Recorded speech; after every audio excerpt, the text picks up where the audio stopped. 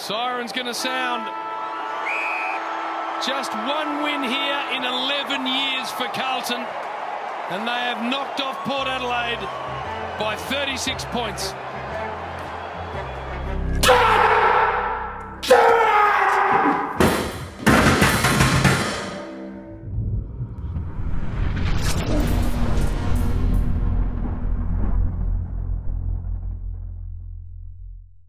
Alrighty, hello and welcome to the CREEDCAST. This is your weekly review. I am Dave, and as always, we thank you for joining us. I know I was just thinking about it this week as I was going over my podcast to listen to while I was doing some dishes, and I had like just 20 different ones that I could choose from, and I was thinking about how it's awesome that people choose to. It's a very well-populated world, the podcast world these days with choices, so we do appreciate you choosing to spend some of your time with us.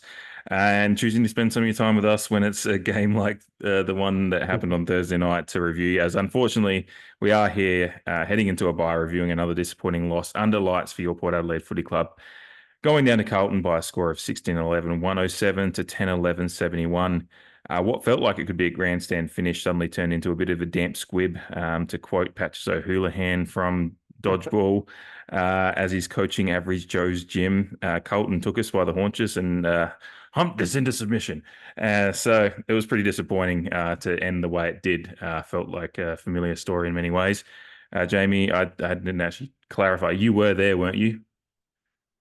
Hello, Dave, and hello, everyone. Yes, I was there. I was at Adelaide Oval. It seems like an age ago now that I was sitting there in, I don't know if disbelief is even the right word, because it was quite believable.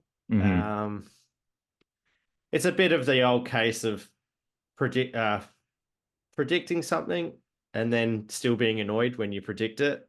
Yeah. But even that's probably a bit too harsh. I was hopeful of a good victory. I mean, I predicted a victory, particularly because it was at home. But yeah, a fairly numb feeling throughout the last quarter in particular, and in particular directly after the game. Yeah, no, it definitely was. Sitting here at it was a 2:30 start over here. I did take my nap beforehand, so I was at least a little well rested. Although I'd done podcasts every night leading into it, like we'd done with Dave. And thank you again for Dave for coming on, and then with you to preview, and then the game. So it was like 3 late nights in a row. I've caught up on some sleep over the weekend, which has been good. But yeah, it was sitting there watching the post game as my wife's waking up to go to work. It was just numb.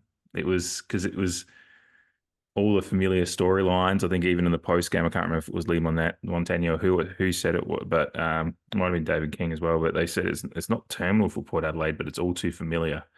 Is how they kind of described it. And then you've had the stuff since from Jason Dunstall saying like, the fake top 4 team, and you hate seeing it. It frustrates you seeing those headlines, but you can't, like, there's nothing you can argue with it at the moment, because while we're in the top 4 and some results on the weekend kind of showed how even and unpredictable the competition is. The Melbourne results are absolute shocker, really. But then maybe you could say, well, with Freo, the threads that you can draw from different teams beating different teams at different times, with us beating Freo and then Freo beating Melbourne, who we lost to. It's crazy. But we want to see ourselves kind of above that. We want to be in that above tier. And we believe we have the list to do it. We believe we have a lot of things in place to be able to be in that tier. So to see the result go the way it is and see those headlines coming out, it is incredibly frustrating. And it's all the familiar storylines. I think we can, I think we've talked a few times this year. And I think probably the focus of the game review, we're going to try and do this a bit quicker because we're going to do a general season review that'll talk about some of the greater, the more season-long issues, and both positive and negative, that we've seen so far. So we'll just focus on the game. And I think where it was a Carlton run or domination they ended up finding in that last quarter kind of felt reminiscent of how Collingwood found it a lot earlier in our game against them, but it was very similar, that they kind of just overran us with contest, with drive, a little bit of bravery, but it didn't even take that much. It was just overwhelming a team in us that, again, kind of didn't get the mix right and different things, midfield situations, centre bounce attendances, stoppages. We don't seem to have a good understanding of where we're at, and injuries do play a part into that, but there's just a little bit of that tentative nature that comes into our game of maybe not full confidence in where we're at yet, and teams can smell it, I think, as well. And Carlton smelt it going into that last quarter, I think, and absolutely dominated us. Yeah. You mentioned before about how you can't really argue with some of the post-match assessments, and it's a little bit of I don't really want to argue with it either. Exactly. You know, going along with that kind of numb feeling, I suppose. And I mentioned to you in the post-match that, like, I just had this weird feeling at the game. It was quite eerie. That although it was a pretty good game of football, to be honest, for the first three quarters, and at 3/4 time it was anyone's game, but still had that eerie feeling that something was going to go wrong, which is odd, because yeah, when you're at the game and like other games have caused different visceral emotions, but then to see it all unfold in the last quarter, like yeah, I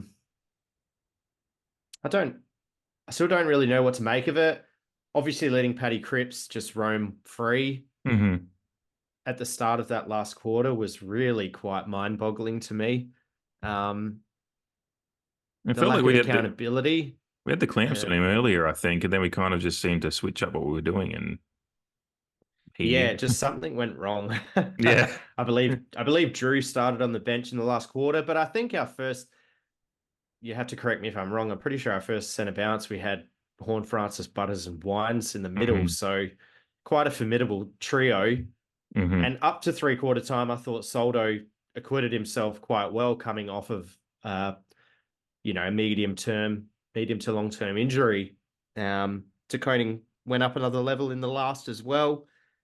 They just lifted, and before we knew it, we had a couple of whacks on the chin, and we did respond a couple of times. It became a shootout all of a sudden, and it was 4-2 within the first third of that last quarter, which bucked the trend of the whole game. 7-8 at 3/4 time. Yeah. And yeah, it flipped on a dime. Obviously, the doomsdaying came afterwards as like we're the first game of the round, so it's all anyone's got to talk about, particularly Port Adelaide supporters who, yeah, already in a negative mind space or in a sensitive and emotional headspace. But then, yeah, you let the round play out, and like you said, you see Melbourne getting defeated by 90 points. You see Essendon dropping a game to Gold Coast, who haven't lost a game at home, to be fair. But yeah, you just see all the teams around us, bar maybe one. And that one was Geelong, who had quite a scare against Richmond. All the teams around us kind of dropped their opportunity. So we finished the round still in the top 4. Yeah. Amazingly enough. And, it's that buy-in of perspective where you go, yep, this is the same old. And at this, and like you said before, we want to be putting that separation on the rest of the competition. We want to be getting closer to Sydney rather than staying away from their standard. And at this time last year, we kind of were edging our way. I think we ended one of these bye rounds on top because Collingwood obviously had the bye. We were creating that separation on the competition, but it's a completely different year, in my opinion. Earlier in the season, I've put it out there to say that, I don't really consider the season starting until round 6 to 8. But you could argue that the season is still starting in the way that with teams how are even still trying to grapple at that and how separation. it's very even in that second through 10th almost. There's a game or two between them, really. So yeah, everyone's almost like they're on 0 points again, and you've got another season to play here. You could, if you want to block it out like that, and you and I have done that a bit as we've forecasted forward, and as we'll do when we do our review of the season, we're going to do it in a few blocks and look back on it. It's a nice way to kind of compartmentalize it to think about. And yeah, it is. That's the way it is. But yeah, it is. It's just it's frustrating to have not taken some of those opportunities. And then I think it's probably more the concern when you look at the Carlton game again in isolation is that it was an opportunity, and we keep talking about opportunities and opportunities, and the ones that we talk about are the ones that we end up losing, and then we don't see, and then Geelong you end up winning. But we'll talk about that kind of season stuff later. But yeah, it was. It was one of those games that really I look at as those injuries when we talk about our depth, and we're quite happy with some of the guys we have come in. But when you don't have the complete buy-in to the performance on the night is when you do miss those other guys that are out more. I think about, Willie's the one that immediately comes to mind for how well he's played in both his forward pressure as well as the goals. He's a couple goals a game, really worth that. Charlie really was almost like, and we both love Charlie, but he was an injured player on the night. He just wasn't effective and couldn't, and it obviously got subbed out in the end. He might as well be counted as someone who was out with injury because he just didn't affect the game. And even as we look back, Sam Powell-Pepper, I think back to last year and think of the guys that were in form at times last year. It was, Willie came into form in the second half of the year. Charlie had his moments last year. Powell-Pepper obviously had a great year last year. That's three guys that essentially weren't there on the night, two of them that literally weren't there. And then again, Charlie just physically, wasn't there, able to be there, even if he was on the field. So forward line had some changes, obviously some positives a positive in the performance of Georgiades, and we'll talk about him a little bit later, I'm sure. But yeah, overall, just the forward line structure and functions just, in a game when you're dropping a couple of guys out, and then obviously Rosie missing. Butters had some clamps on him a little bit. He still had a decent game, but he couldn't have the effect he usually does. I think he had just under 200 meters gained, and again, he'll come up later, but just kind of slightly muted compared to what you need Butters to be in a game like this. And, it shows the Rosie missing both as, as we've talked about in recent times, Rosie's forward craft can be handy as well as obviously his ability in the middle. And then again, we just don't have the midfield, don't seem to have a handle on how to set up those centre bounce attendances at the right times as well. So, yeah, and then our defense that held up pretty well. I wanted to give them some. God, I had some fucking.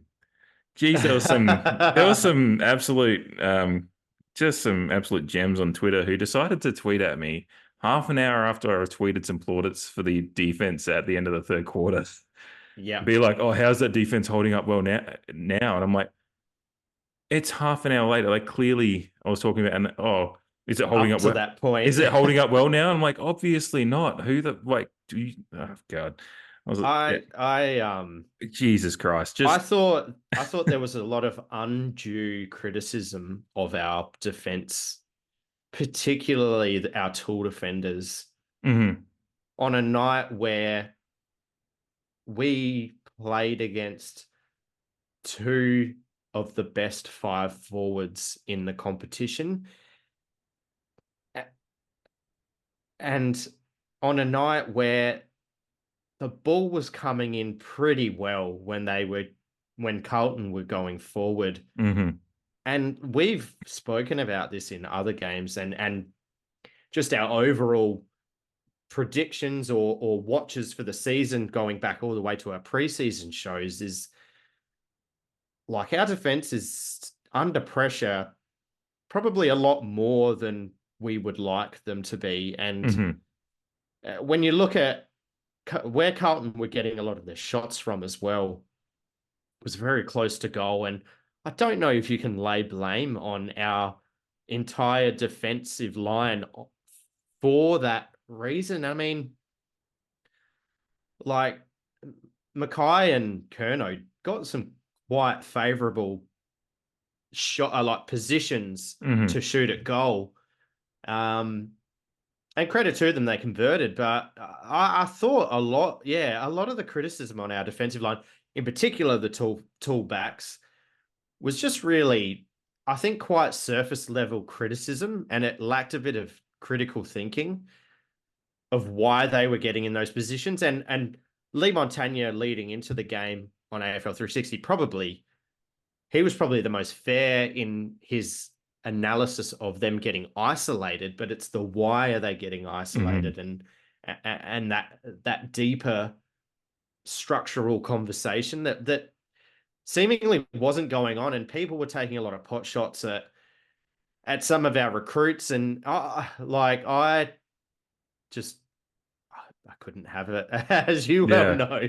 No, you had a very adult conversation with I can't remember the journalist's name, but you had a very adult conversation, like, not delving into being, calling someone an idiot as a lot of people do. You just laid out the facts, and I think he responded a couple of times and said, "Oh, look, you've probably you watch him more, so you do have a better read on it." It's just how so it was very mature.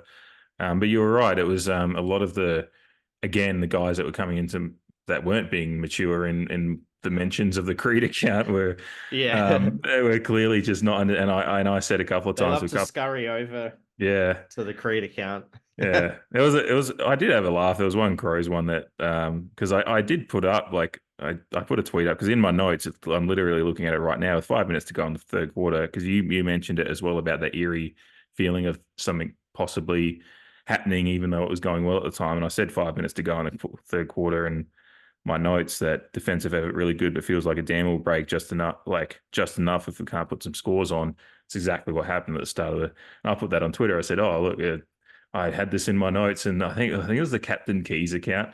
Don't have much of a problem with his reply, to be honest. It was just kind of like, it was just banter. He goes, "Oh, congratulations to your notes." I was like, that was just funny to me, actually. But there's a difference between that, which is just clearly just a little bit of baiting banter. There's nothing too untoward about it, but being a dick about comments about the defense is different. But yeah, it does, to understand the Port defensive issues that were highlighted in this game, you need to look at the surrounding stuff, and it's our transition defense is terrible. It's ranked 16th in the league, I think, at the moment, and I'm sure we'll talk about that more when we get into the review. But it is something that is pertinent to this result in particular, that we just didn't. And then they scored 7 goals, 1 from stoppage in that last quarter, center from the clearance, center clearances in that last quarter as well. So they were just getting premium delivery to a defense that was probably tight, like a little bit, probably gassed. I know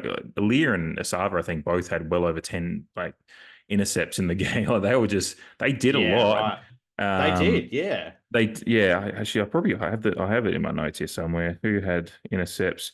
Aaliyah had 30 marks. Yeah, I've just got intercept marks here. I was getting intercepts. 6 to Aaliyah and 3 to Asava. Yeah, but Aaliyah had 13 intercepts total for the game. Total, yeah. So intercept possession. So yeah, just Asava probably didn't have as many as I thought, actually. But yeah, it's still they were having to handle a lot of ball coming in and a lot of good quality delivery coming in. They did get, one of Charlie's free kicks. At least one of them was from a free kick. One of his goals was from a free kick. Yeah, which is just... Which, look, I thought it was a bit 50-50 with rose-coloured glasses on. I think maybe... I think on replay... Dixon, it wouldn't have been paid. Yeah. There was a bit of a hand around by Aaliyah. Mm-hmm. It's one of those ones that replay, it looks a little more egregious than what it felt at the ground. I think Harry Mackay was a beneficiary of one of our defensive 50 turnovers, if I remember correctly, and we had 2. The turnovers. Yeah, you mentioned turnover. Yeah. There was some. The turnovers, I think, ended up the same. I'm looking for my stats here. I don't actually have that one down. I think the turnovers ended up being relatively similar, but it felt like, because the stats are very binary, and it's the eye test, and some of our turnovers are real burn the ball, stupid shit that ended up in quality scoring opportunities and possibly goals without remembering exactly. But yeah, it was because we do have that tendency to go a little bit tentative when they're against an opposition, like in this kind of game. I felt like the turnovers were that much worse because we're already backing off a little bit, not quite having the drive that we do when we're at our most confident. So then when you do slow the pace of the game down and then you do undercook a kick or something like that, and it ends up in a turnover anyway, you go, well, what's the point of trying to slow the game down if we're just going to burn the ball anyway? And it was, one of those games that kind of stuff added on to the obvious pressure. And that's why I do, again, give plaudits to the defense, because they did have to hold on to with some some moments where they weren't expecting probably to come under pressure, but some bad ball use turnover in the middle ended up with it coming back down their throats a lot quicker than they were hoping for.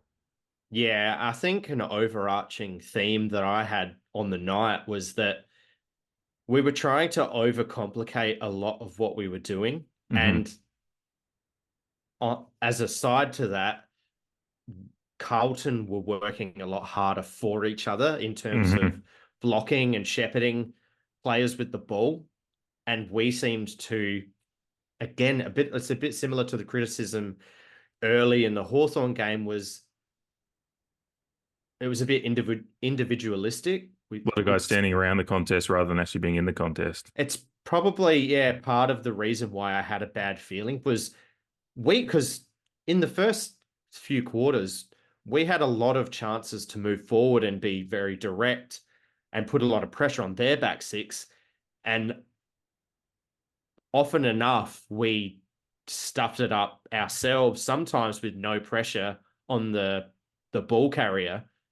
And in close, we just didn't seem to work for each other. They were Carlton's players, and particularly their role players.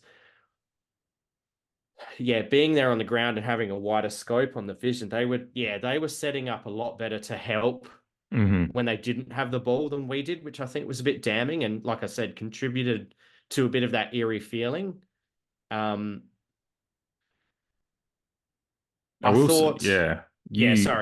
go. You did. I just because you mentioned role play, and I know you mentioned one in particular when we were leading to the game. I wanted to give you a shout out on that. Is like Nick Newman really tore us up. Which you mentioned, and you said that's one to watch outside of the two people said to put a clamp on are in the coaches' votes from that game. No, I haven't actually seen one the of them coaches' got the votes. 10, I think, or 9. In Who was Sam it? Walsh. Oh yeah. But yeah, Nick Newman being one outside of the big names that like their forwards or your Sam Walsh. He is a well respected name and one definitely that people know. But I think he had 16 possessions at halftime, 5 contested, 6 marks. I've got down in my notes there, which I don't know if that's actually exactly accurate. But that was at halftime. That was at halftime when the game was. I checked too. I haven't actually looked at the full time. God damn it. I will also say, because I was excited for Soldo's opportunity against De Koning, and you did kind of bring up in the preview that you were a little bit more probably tentative or tepid on the chances, and you were absolutely right. Although, as you said, Soldo went okay, but I think around the ground more so, De Koning just his class and ability to move a little bit better and kind of gave him the win in the matchup for sure, I think. Yeah, I think Vossi would have given him a pump up at 3/4 time. Just basically, because it's what I would have done. The game's on the line here. You're a younger, more athletic ruckman, and the most damaging position you can score from is centre bounce. So, and look at all these guys you got around you that are just champing at the bit as well. Apparently, with how they came out. So, and centre bounce is so chaotic. Like, when the game's not going in your favor, the ball can seem to just bounce in the opposition's favor. I did have a note somewhere that's about bounces. Probably mostly a perception thing. It's probably not reality, but it just seems that way, and it just adds to that frustration. And even though they did bang a couple on quickly, we did respond both times. They kicked 2, we got one back. They kicked 2, we got one back, and the game was still alive. But unfortunately, the Zerk Thatcher turnover, again, with my comments on overcomplicating situations, it was quite palpable at the ground, the wind absolutely falling out of our sails when we were at 18 points down at that point in time, with plenty of time to respond and potentially build a lead if we get those components right, play a bit more like we were in the first few quarters and actually taking a few more opportunities.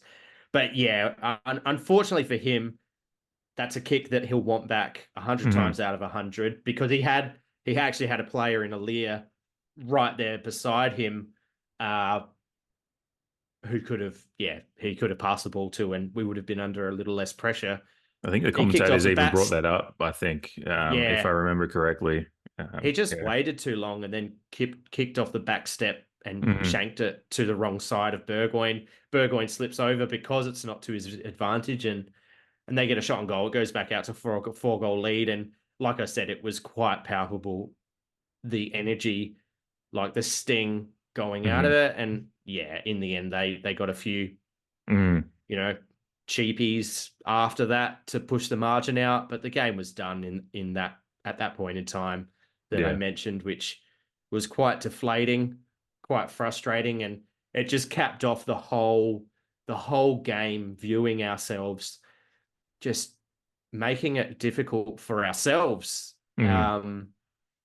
which was most disappointing Yeah. for me. Yeah, handball chains going one or two strings too many when, yeah, we've got a Charlie Dixon there who probably, he looked terrible on the Hmm. night. Like, I'm not going to sugarcoat it, but at the same time, we weren't really helping him out early. Hmm. And like our plaudits with the Geelong game in particular, but the North Melbourne game, again, lower opposition, but playing to our forward strengths a bit more in Marshall and some of the others. George acquitted himself perfectly. Couldn't Hmm. ask for much more. Shining light on an otherwise sour night. Hmm. And we just didn't help our forwards out. Like, we didn't help Yeah. our backs out. We didn't help our forwards out. So who's to blame? And obviously, it's the midfield, unfortunately. But going the other way, if it is forward, our pressure starts from our forward line in Hmm. defence, and perhaps they didn't rise to that level in that regard. But yeah, I mean, there's things to criticize everywhere, and like, I think, as you said to me when we were chatting afterwards, it's a shit way to go into the bye, because now we've got all this time to stew over quite Hmm. a sour game. Leaves a very bitter taste in your mouth, and no opportunity this weekend to get that verve back out of Yeah. football. We've just got to think about GWS waiting for us in a couple of weeks, who are probably possibly feeling in a similar vein.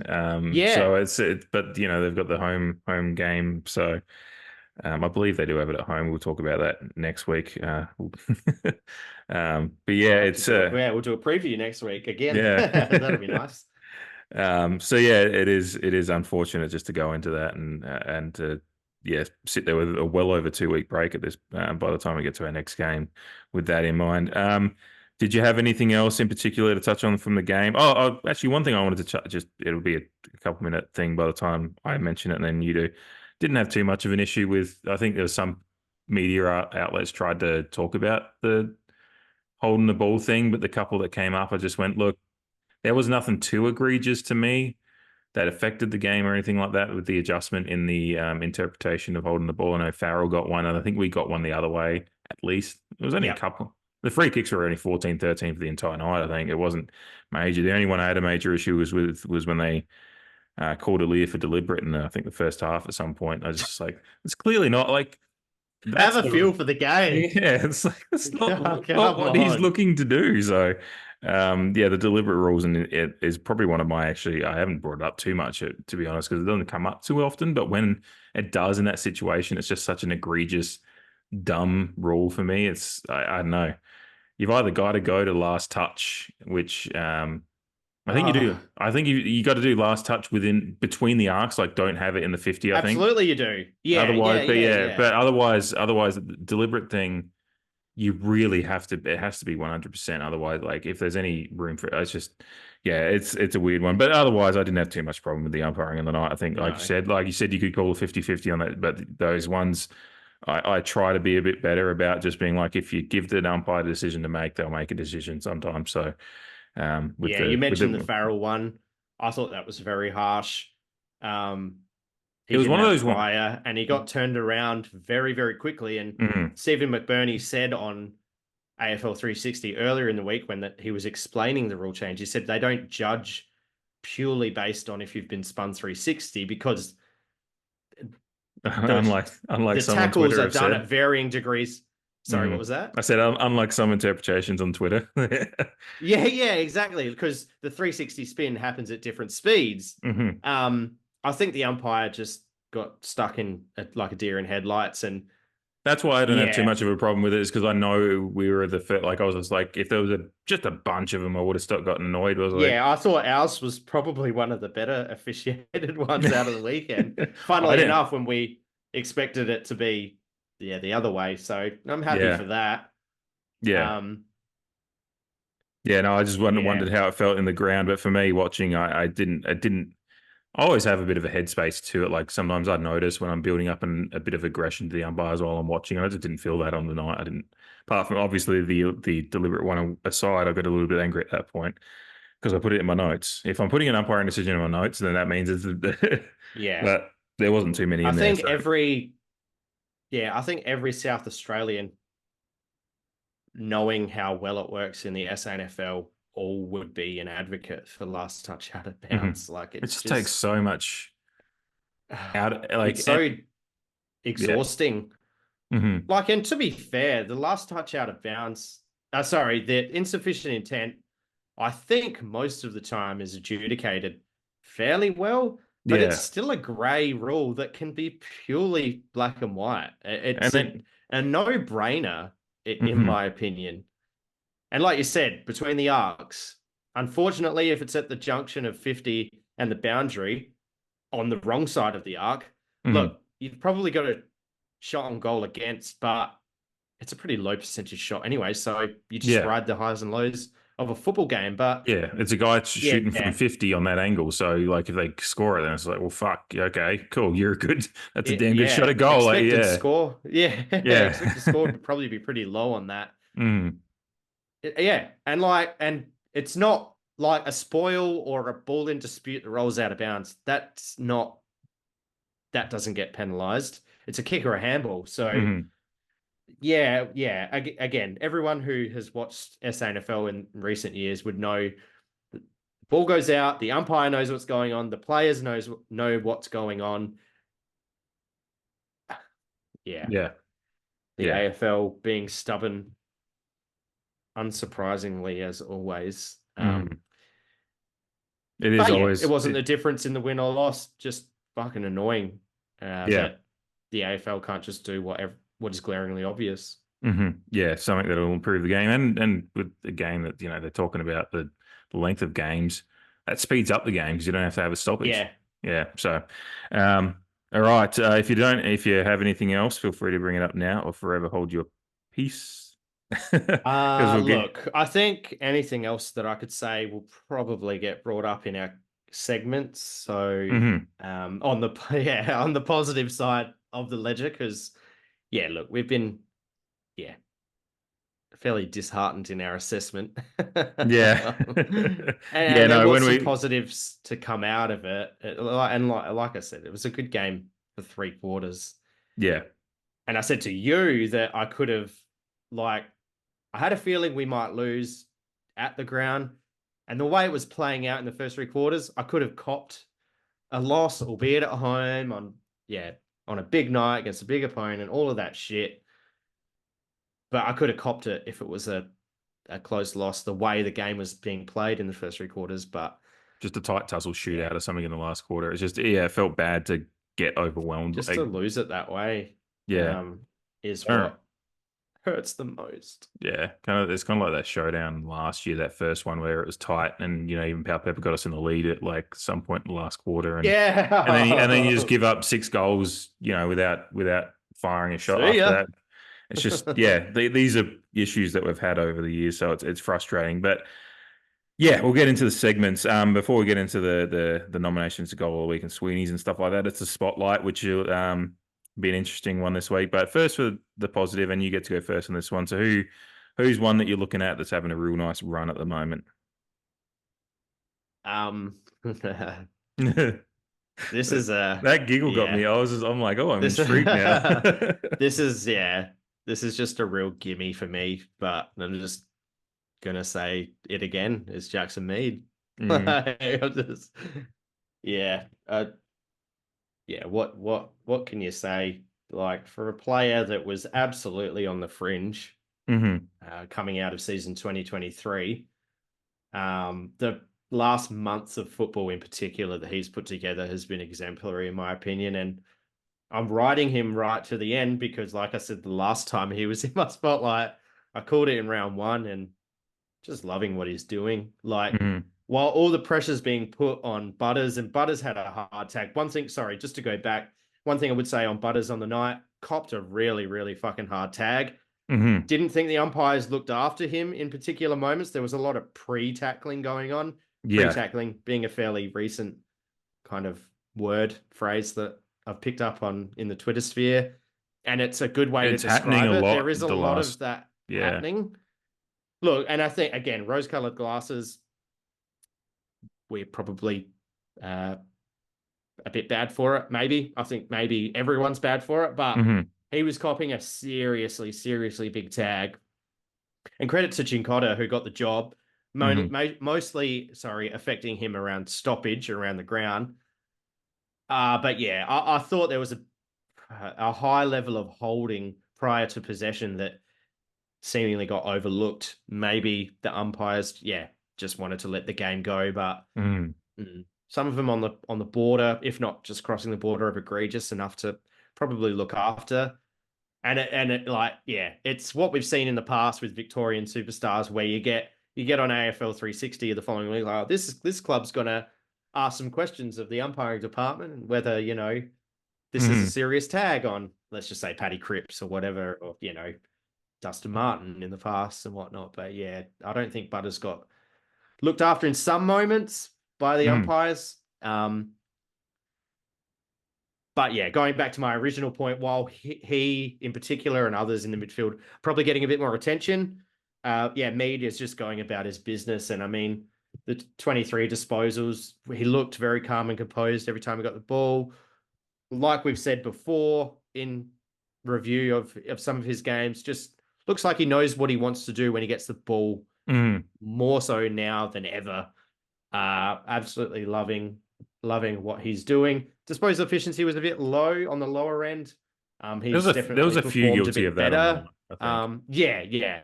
Definitely had mates in particular on the Port Adelaide side of things, but yeah, in a season where we haven't, like I said in our preview, we haven't first game debuted anyone or debuted any of our draftees. To get that improvement from within from a fringe player, just absolutely loving it. Couldn't go past him. I put my flag in the ground there. He was my first choice there as well. So a good one. Yeah, he had 9 contested on the weekend as well, and just. He said he's getting his hand on the ball as well, which is real, like, in a consistent fashion now, which is what we want to see. And as you said, I've anytime I think of him in my mind, I just see him dashing through, like taking a handball receive in the center square and with eyes forward. And which speaks to what you're saying about he knows what he wants to do, which is, some of my criticism I have of this team just from an eye test point of view is just like that tentative nature and that unassuredness. And it's one of the youngest guys in the team, like Jackson Mead, that looks more assured than a lot of the veterans at the moment. At times in these kind of games, he just he's going. So, the other one that I would that'll come up again probably a couple of times here with possibly showing my hand a little bit too much, but I'll just say Mitch Georgiades. I think across the last couple of weeks now is putting. I thought you would go with him. Yeah, I was more comfortable to go with mine. I had him as a close second, and so I was going to see where you went, but yeah, he had a great, especially he misses his first shot and then adjusts, and then I'm pretty sure it's his first shot. I'm pretty sure it is. I've got that in my notes, so if it wasn't, then someone will correct us on Twitter or something if they listen. But he just had that assured. He looks a little bit more confident in his body now that he's got a run of games in him. He had a couple of goals last week, but Marshall took the chocolates last week as far as the spotlight as a forward goes. But yeah, this week he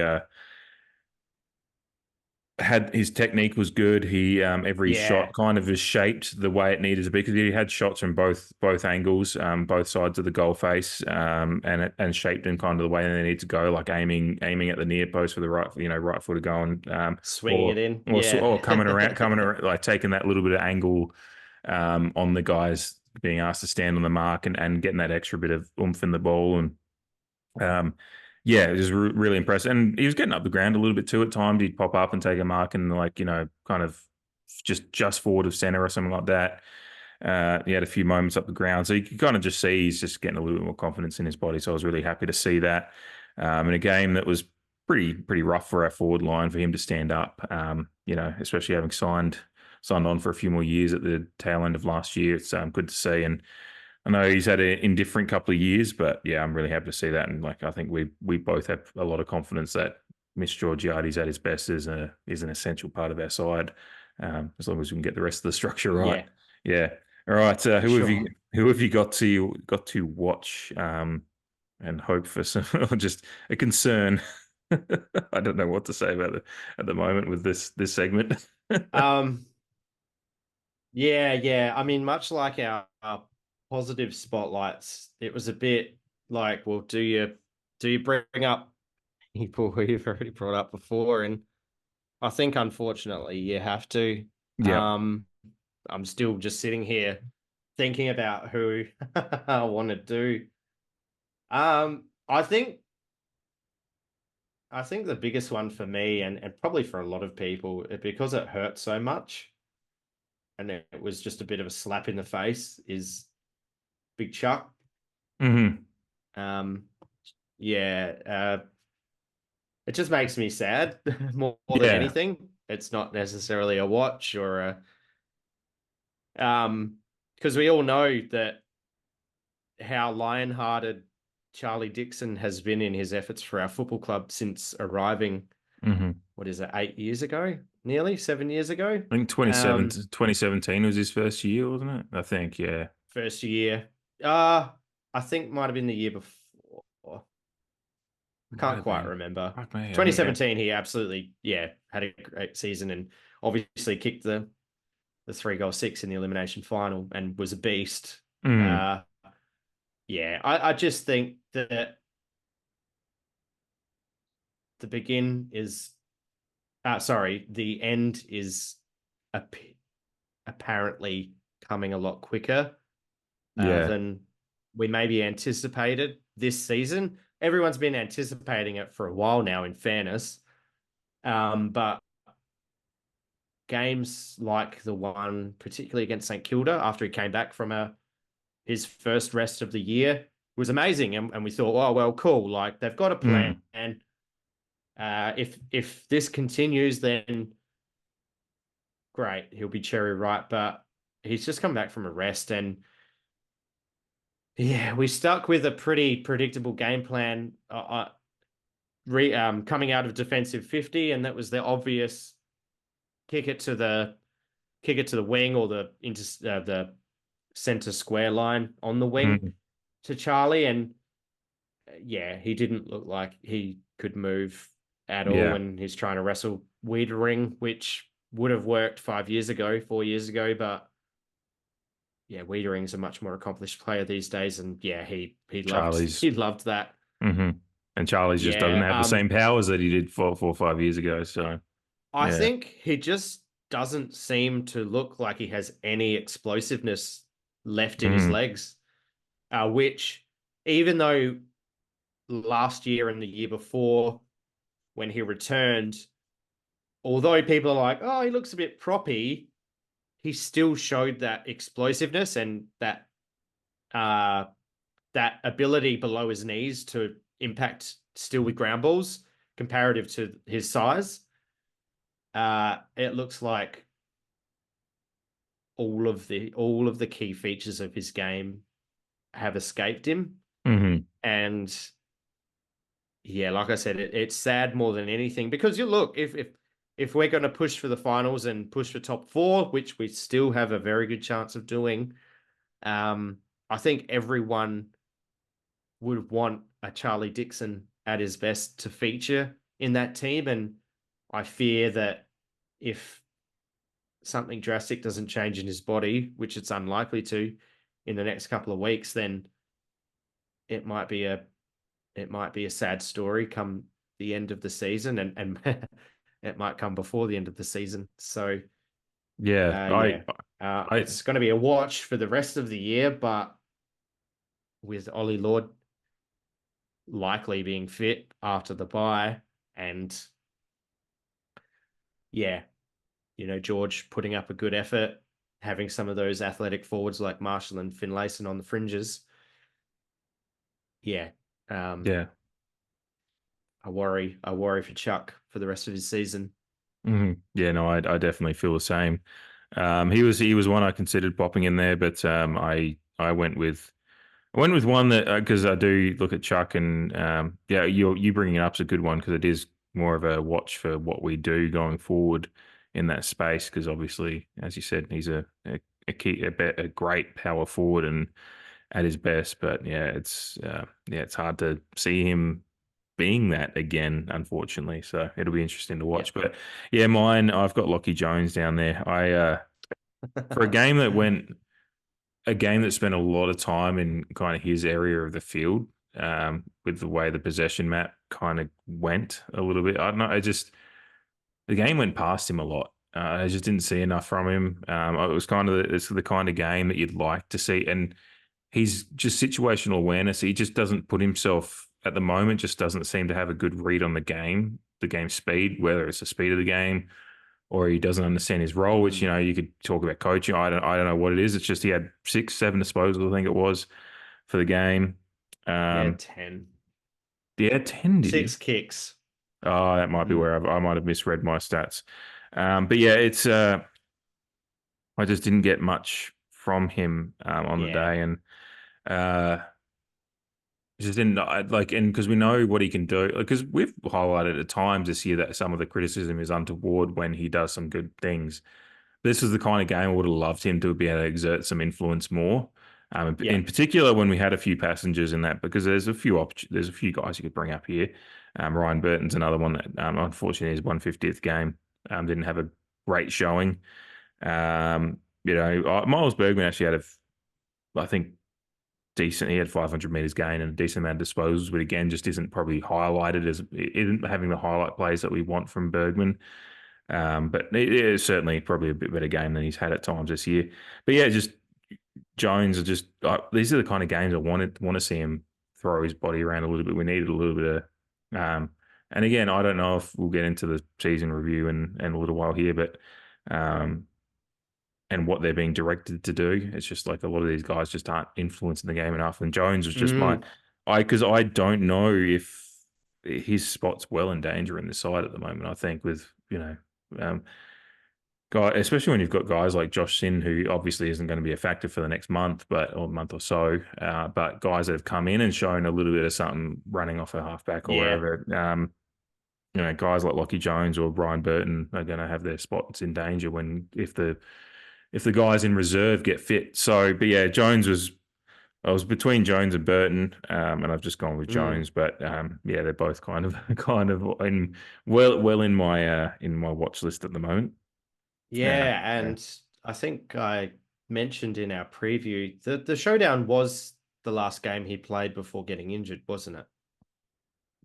We're talking about Jones. Yeah, because he got injured in because I think he got injured in the showdown. Yeah, because strain or something like that, and then he didn't play until Thursday night. Mm-hmm. Yeah, that could be. I think I might be. Yeah, that might be. That might be a factor in it. Sin came in for him against Geelong, right? So I'm already. I said, the showdown in Geelong already feels a while ago now. Yeah, it does, especially considering the position especially considering the loss. Just I don't know. I'm playing mental gymnastics. I drank a lot. I'll drink a lot of beers that morning after that game. But what I was going to say is that, and what I said in the preview is that I thought the showdown was probably Lockie Jones' best game for the year, maybe one of his better games of his career. He wasn't fumbling, and he was taking the game on, and he did seem to be in the right positions. And maybe he is the type of player who needs A run of games. But again, I've mentioned I'm a cricketer, and particularly a bowler, and bowlers need to bowl the right ball early in their spell, early in their over. Mm-hmm. They need to be on from ball 1, if not ball 2. And yeah, in a big game, you need a Lockie Jones playing like he's playing maybe 3 games into his run, Mm-hmm. where he just wasn't. And you can't, in a big game, you can't afford, a few looseners, as you would say in cricket. Yeah. It's a bit of a weird comparison, but yeah. No, I see the threads you're making. It's you need to be on. It's just we just couldn't have passengers in this game, and there was a few. Like I said, Burton was Burton, fumbling, and Burton was well close to being the one that I picked too. So yeah, and that's the problem is when you have multiple guys that you can point at pretty easily.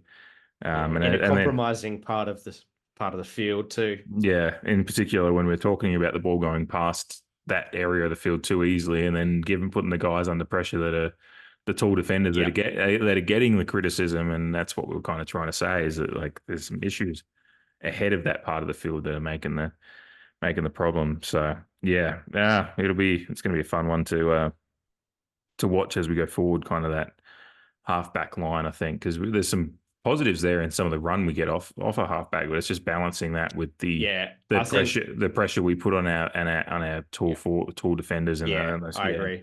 Yeah, I think Houston and Farrell are being forced to take on a fair load in terms of the small to medium defender department. Yeah, I think that needs to be spread, but we'll probably get into that a bit more later. Yeah. All right, we'll get into the awards, which is a little bit more nice way to finish positively at least. I'll just quickly take last week's winners, which were there was a podcast with Dave. He put his nominations up, which I think both of his one actually was he nominated Butters, he's been on the field for 10 seconds goal that he burst from centre against Kangaroos. That one goal of the week to go into the contending for the end of the year awards. And his nomination of Isava's save on the line from Tristan Cherry's shot on goal was his Sweeney, which one as well. So that's the winners for last week. Goal of the week, I get to go first on this one. Probably picking one that's possibly. I'm sure you'll have another one, but I'm going with HORNE-FRANCIS, the strike from distance that he had. There's something about his technique that just it's aesthetically pleasing. Yeah, because he kind of just because he's facing away from going, he turns and just kind of turns and off one step, just strikes it with a real almost drop kick style. Like it's just off one step, turn around kick, and from just to make a cricket reference again, it kind of looked a bit like a slog sweep. HORNE-FRANCIS has a look at them, wheels around and slots it. Port back in front. For the transition of the ball movement from Port Adelaide, take you from one side of the ground to the other. It was Jace Burgoyne being brave to take you to the other side, and Travis Boak getting in the hands of the people that you want. Didn't you love it? Just across the body, but it's all power because it was kind of sharp coming off of his foot. Across the body to cow corner. But it went through. That's perfect. Yeah, that's a really good comparison for it. Yeah, because it was just all the power drive from his well structured legs that he's got. Like it was all drive and kind of the meat of the bat kind of thing. That's that's definitely my nomination for goal of the week. There was a few. I definitely had some other options, but that was top of my list. So I'm gonna roll with what was top of my list, which was go with the gut. Yeah, I had that top of my list too. But my backup was the Jeremy Finlayson snap from the pocket in the last quarter. Port Adelaide's to find a way back. He kicks to full forward. To the pocket, really. Boyd was there. Finlayson, bending ball from the angle. The super sub with a super finish. Well, how's the level of skill injected into the game? That is incredible. A moment to think, a moment to execute, and it will be the moments in this last quarter. Whoever can stack them up the most. Coming on as sub, it's sometimes can be a thankless position to be in, the sub, but he came on and I thought he put in as much effort as he probably could have in that position. And yeah, not much time. He got the ball in the pocket, had to put it on the foot and put it through.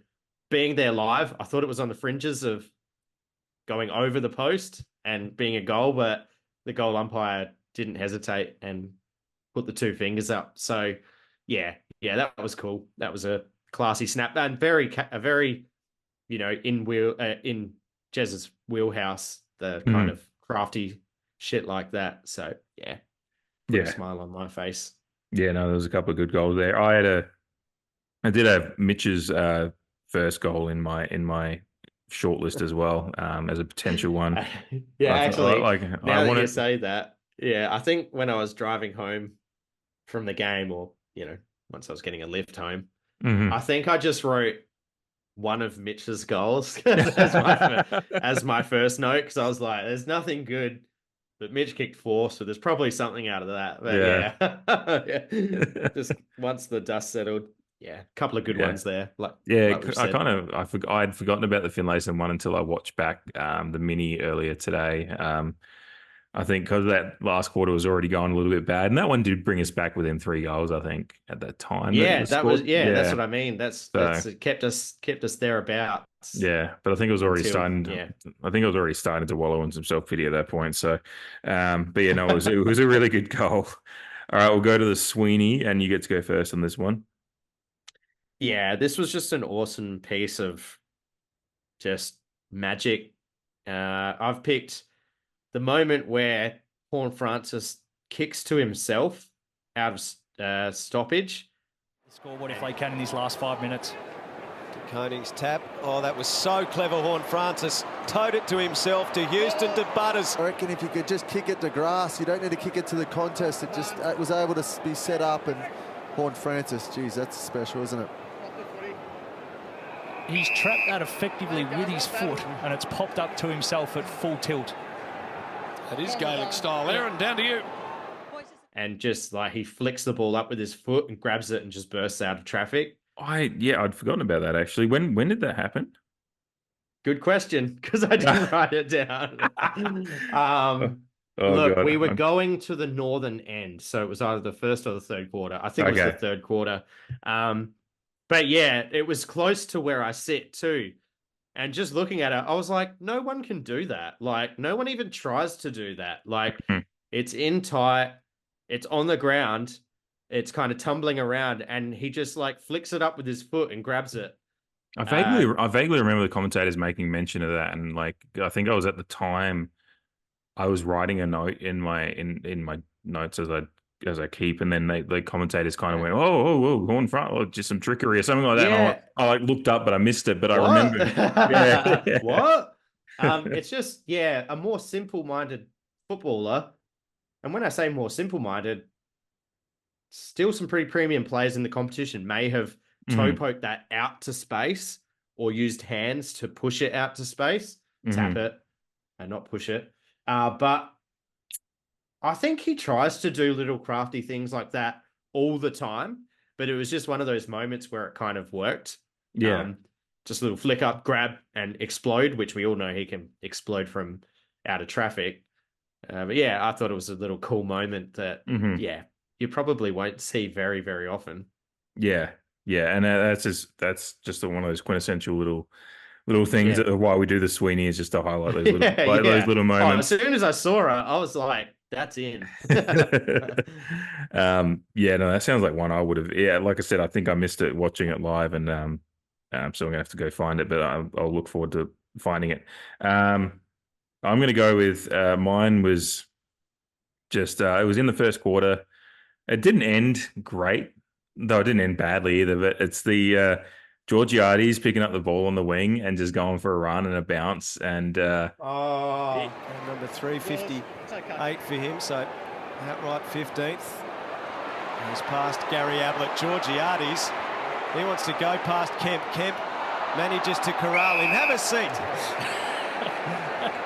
Just give me a minute, says Mitch. Interestingly, on the two goal kickers for Port Adelaide, John Georgiades, Mitch's dad, kicked 8 goals on debut for Footscray. Did you say that was the last quarter? No, it was in the first quarter. Oh, first quarter. Okay. Yeah, he gets the ball on the wing and goes for a little run and gets a bounce in, and he kind of he's running right on the boundary, and he just ends up taking it out, and he falls on the ground and he kind of like hits the ground and kind of with a smile, half smile, half frustrated thing, like he's like. But for me, the Sweeney moment, the warm and fuzzy from it was the fact that I looked at him running and he just had power and some explosiveness, and he takes a run on the bounce, and I went, George is back, and the legs are good. The legs are good. He obviously still got the strapping on the knee, and injuries can happen anytime. Knock on wood, he will be fine. But it was just that moment, the first moment, obviously, or I think he'd already kicked a goal at that point. But that was the first moment I really went, oh, George looks confident, and he's starting to kick goals and looked like he had a fresh cut. Yeah, he did have a fresh cut as well. Yeah, he was ready for it. Yeah, no, he was ready. And I love that. He's got some good swag about him. He's a bit of a larrikin around the club as well. But yeah, it's definitely. I felt I had a big smile on my face and even when he fell over and kind of went out of bounds and just ended in nothing. It's kind of like he almost there's kind of a bit of a warm and fuzzy. I just kind of laughed and was just like, oh, it's just a he's just like, oh damn, what could have been? But it's a good little cider. If he can stay fit for the rest of the way through, then he's got some. He's looking like he's got some he's got some tools in the bag to be able to utilize on game day. Whether moving up the field a bit, which particularly Dixon used to be the guy that would do that a bit, and if he's missing them, we're going to need some of those guys that can do that kind of work. Well, I guess it's good in the way that George, while being a medium forward, can take such a good contested mark. Just on a complete side note to your Sweeney, which is a good Sweeney, and I think it was on the eastern wing too, so it was right in front of me. Like you're saying, it's warming for the future.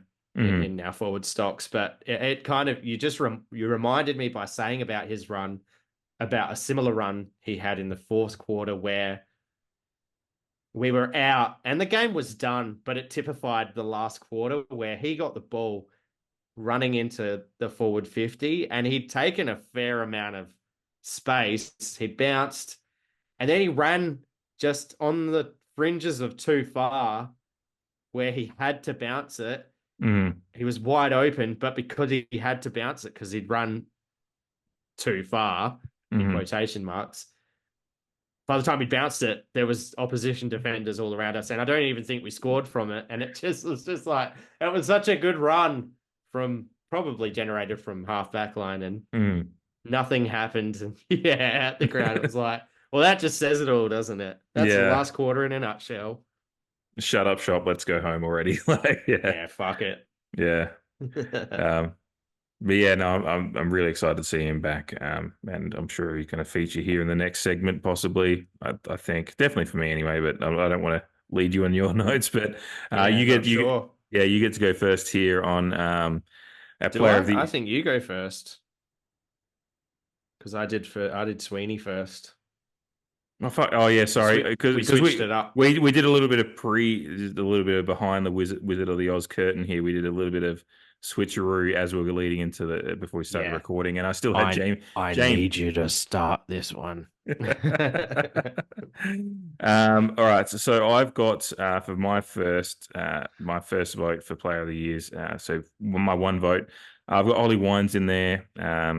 This was a tough one because there was a few that I could have popped in there. Jackson Mead obviously was an honourable mention, and we both kind of, you brought him up in the spotlight. So, but I had Ollie Wines, 26 disposals, 12 contested. One of those games that again showed he's going pretty well this year, just slightly muted against his best games of this year so far. But still, if you probably put this game against any of his games from last year, it probably beats all of them. So it was still a good Ollie Wines game. Just it was a game that was we unfortunately just slightly got beaten in the midfield in the end, and he was a part of that. But he still got plenty of the ball got plenty of contested ball and worked hard just so he gets the 1 vote.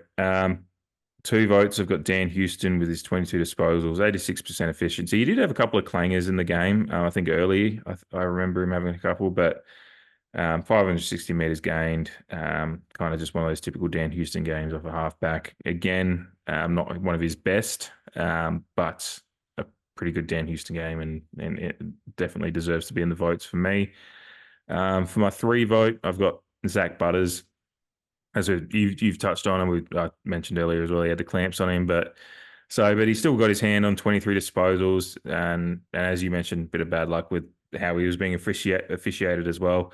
5 clearances, 5 score involvements, 15 contested possessions, which is he's might speak to his hard tag that he had to work hard for a lot of his touches, which isn't. He does get a fair bit of contested ball, but for him to have 15 contested out of 23 touches is a pretty heavy work game for how he likes to work. But only had 199 meters gained, which is probably where he, if he'd gotten a few more disposals and gets a bit more thrust forward, he probably moves his way up the votes. But just again, just had the clamps on him a bit. And this is just my votes thing. This is what's fun about doing it, that we both put our votes in, because we might have different ways of doing it. But we've Yahtzeed a few times as well. But I had to give Mitch 4 votes. 1 vote for each goal, maybe. I like it. He when a player does what their role is to the absolute T. And to be fair, I up until 3/4 time, and Asava or an Aaliyah would have gotten to the votes too. And it's not actually no honourable mention to those guys as well. I think they're unfortunate to miss out. The last quarter just doesn't help them. But again, it's not actually their fault. It's just unfortunately, it's just I couldn't quite fit them in with how the game ended up panning out. But Mitch, for his credit, played his role exactly as I want him to do. He's moving well. He was providing a target. The way he broke some ankle, I can't remember who the defender was for his 4th goal, I think it was, where he kind of turned and just whoever the closest defender was from Carlton just fell over. Yeah, right. I'm sure you remember I remember the guy slipping over. Yeah, and so that's as far as my memory goes. Yeah, but it's just that kind of ingenuity that's Mitch Georgiades is best. His ingenuity to create marking opportunities for himself. Did it in a few different ways. He led out, provided the target in different areas of the field, and kicks his 4 goals, gets 15 disposals, 9 marks. I can't ask for much more from a key forward, and so he gets the 4 votes. But HORNE-FRANCIS, again, not like anyone really lit it up on the day, but HORNE-FRANCIS getting 22 disposals, 10 score involvements, 10 clearances, 9 contested, 6 tackles, had a goal, couple goal assists. Could have had a couple more goals himself, or he missed 1 or 2 that he usually would get. Such a good set shot. Yeah. But what I like about what he does, and with the goal he scored, it's kind of like it's like the old NBA mentality, like shooters shoot, guys that give it to Curry. Yeah, guys that are scorers, if they're in a cult, like if they're sometimes if they have a moment where they miss a couple, they usually get. I like a player that stays within themselves, stays shooting, doesn't get tentative, and when that goal he scored, he turned around and knew exactly what he was going to do straight away. He wasn't looking for an option. He knew that was in his wheelhouse. He wasn't thinking about the shots he'd missed. He stayed confident, stayed true to himself, and knocked that one in. So, and when you round that out with the rest of the performance, and again, numbers aside, it's just eye test. He looked the one most ready to take the game on and try to take it to him. A couple of moments where he got beaten by Cripps a bit in that last quarter, and on just but not like in a direct way. It's just like he was. But every Carlton player beat almost every Port player in that last quarter, so it's nothing to. It was just like they came out ready to go, and we weren't quite there. But yeah, JHF definitely my player of the day. Yeah, I love that assessment of the shoot mentality. Yeah, because even after he missed some of his earlier shots on goal, he was just more like, he usually kicked them. It wasn't that down in the dumps kind of aura about it from my, in my opinion. Mm-hmm. Like you said, when he got that opportunity, I think he had someone on, but just went for goal. There was nailed guys it. in the forward line. It wasn't like it was an open. It was like there was guys there, but he just he backed himself. And he, to be fair, he's given him a reason to back himself. He's again, I think he's still Absolutely. averaging at least a goal a game through the first half of the year. So yeah. All right. So I want to give an honourable mention to Willem Drew. Yeah, he was good shout. You know, just going back through the stats, you could make an argument to exchange him for probably any one of my 1, 2, or 3. He acquitted himself very well in the game.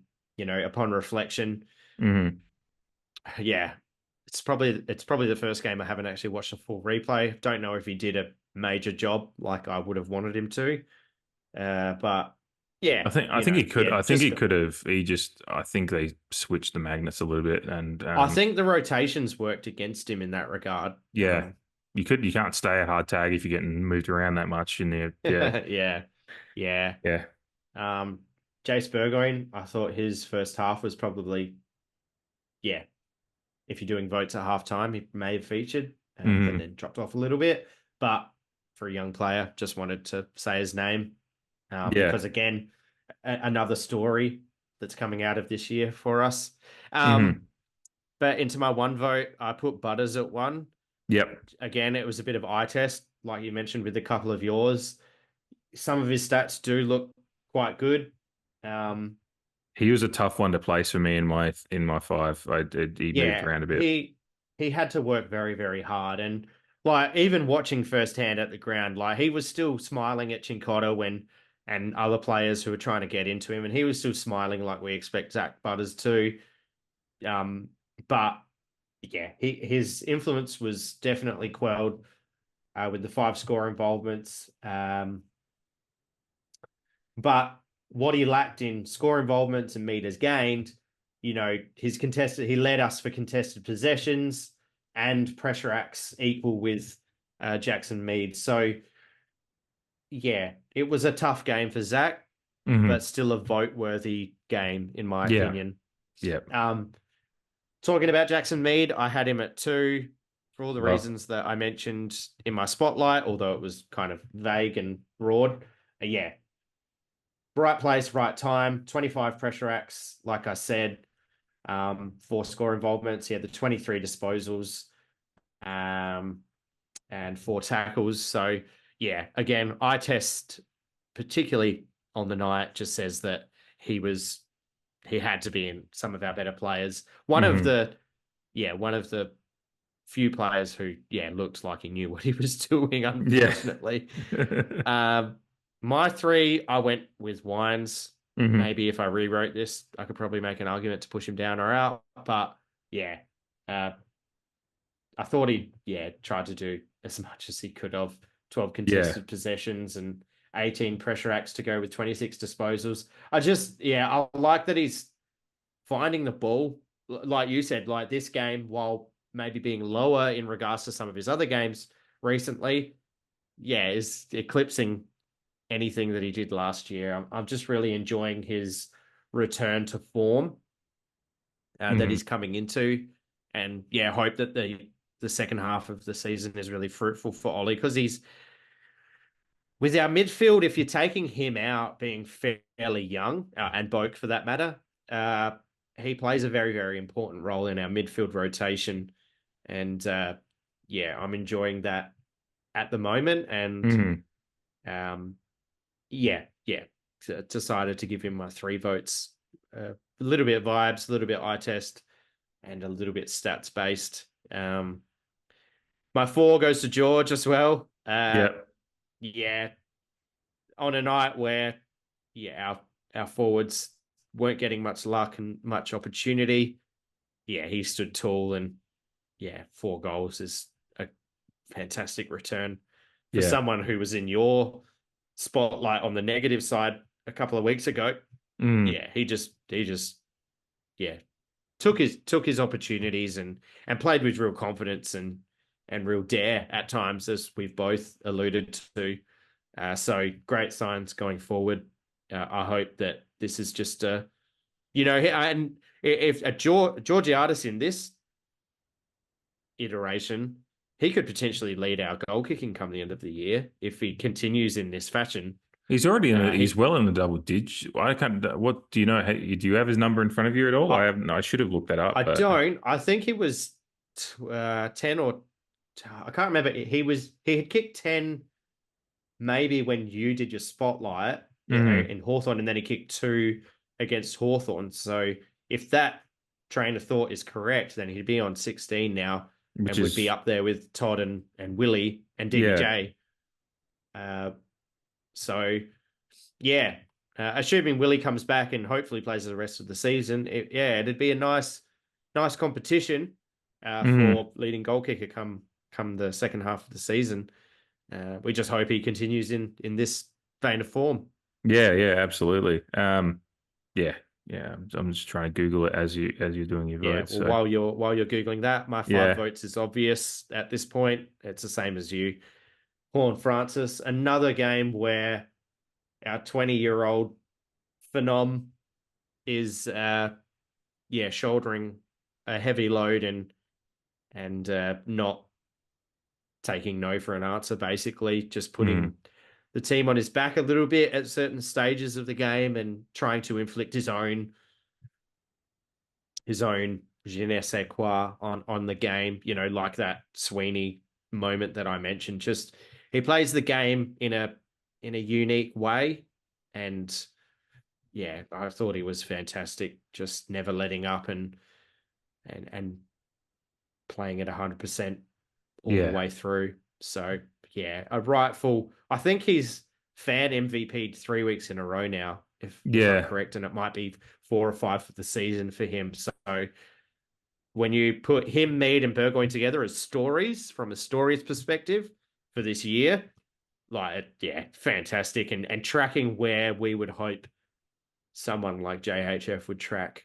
Yeah, and possibly maybe even a little bit ahead, to be honest. When you think about coming off the back of last year, and then when you think about the storylines with him coming in after the North Melbourne year, the questions on him, obviously had a surgery right away, coming in as well. I honestly think he's a touch ahead. Not that I didn't expect him to be a potential, not even trying to forecast too much down the future, but we talk about him as a potential Brownlow winner. That's the kind of caliber of player he is, and he does clearly attract votes, as evidenced by that. What was that? The 13 disposal game last year. They got the 3 votes. But you can see why. Like in some of these performances, you can absolutely see why the umpires would be going, "Fuck, that's great." Like, if an umpire saw vote. If an umpire saw your Sweeney, he would have just that's like in his head, like that kind of shit is what they're looking. Yeah, those intangible kind of things that like a player you can't train guys to do. They just do it because they have the skill. That's a great point. Yeah. So I've thought about it a lot as I just ruminate myself about footy often, about where I'm at with him. And he's probably, I have to say, when you forget that he's only 20, and when you think about the fact he's only 20, then you sit there and go, he's a little bit ahead, because a lot of guys can take a lot of time. Some guys do blow up straight away, and we've seen it like the last couple of years. It's becoming more prominent, actually. Really, you got Harley Reid blowing up, and obviously Nick Dacos with his Fox Footy articles of his 50 first games and whatever. I didn't see JHF's first 50 games ranked from 1 to 50. Yeah, right. Unfortunately, but he's absolutely unreal. So he'll come up a bit when we talk about our review of the first half of the season. That's about it for this episode. Like I said, we were keeping it a bit shorter because we're going to jump straight into recording after this one, but you'll hear it probably a day or two later. I'm going to try and just space out the release of them a little bit to let them breathe. But we're going to jump into recording a review here in a moment on just of the first half of the season now that we're in the bye. But thank you for listening as always. Follow us on the socials, _the Creed on Twitter, Facebook, everywhere, Instagram. But that's about it. And subscribe and give us a like on YouTube as well, if that's where you like to watch. Tell your mum. Yeah, tell your mum, tell your dad, tell your dog. But that's about it. Looking forward to getting into chatting about the season so far with Jamie in a moment. So keep an eye out for that one in a day or two as you're listening. Cheers. Thanks, guys. See ya. Yeah. calm the pair.